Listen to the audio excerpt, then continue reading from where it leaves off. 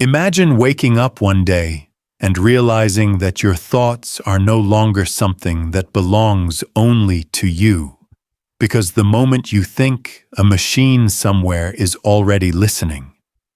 You do not need to speak. You do not need to type. You do not even need to move. You simply think, and technology understands you instantly. This does not come from a science fiction movie, and it is not a prediction about the distant future. This technology already exists, and its name is Neuralink.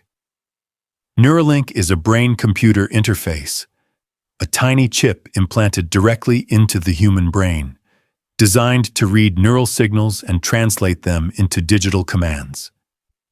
At first glance, the purpose sounds noble, even inspiring.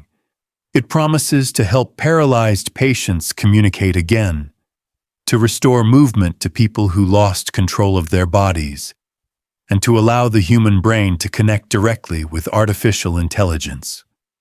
No keyboard, no smartphone, no screen. For the first time in history, the human brain itself becomes the interface. But there is a moment, very early in this story, where we should pause and ask an uncomfortable question. If a machine can read the signals inside your brain, what guarantees that one day it will not influence those signals as well? Because understanding how the brain works is not very different from learning how to guide it.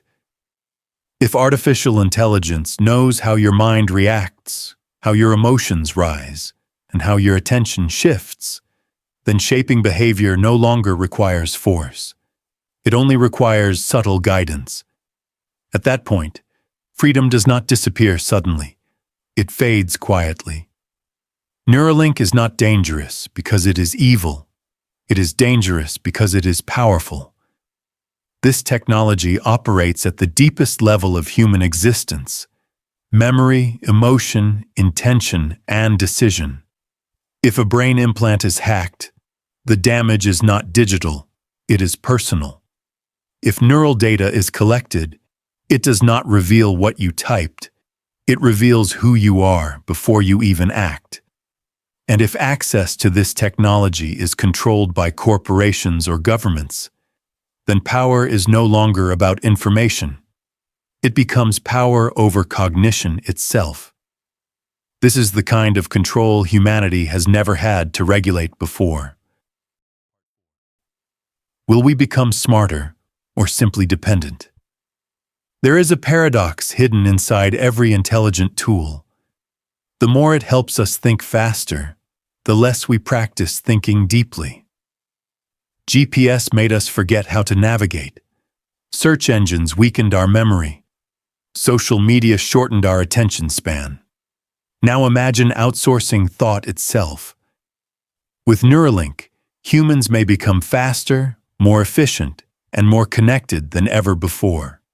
But independence slowly disappears when thinking becomes a service instead of a skill, and dependency, once normalized, is far more powerful than control.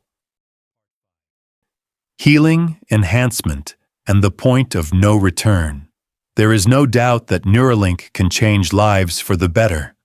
It can restore communication, restore mobility, and restore dignity to millions of people. But the same technology that heals also opens the door to enhancement. And once enhancement becomes possible, it stops being a personal choice and slowly turns into social pressure.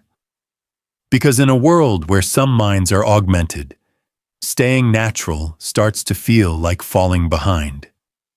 Ending. The question that matters most. Neuralink will not destroy humanity overnight. It will not announce itself as a threat. It will arrive quietly, as progress, as innovation, as help.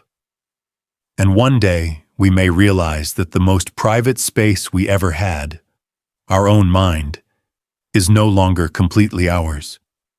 So the real question is not whether this technology should exist.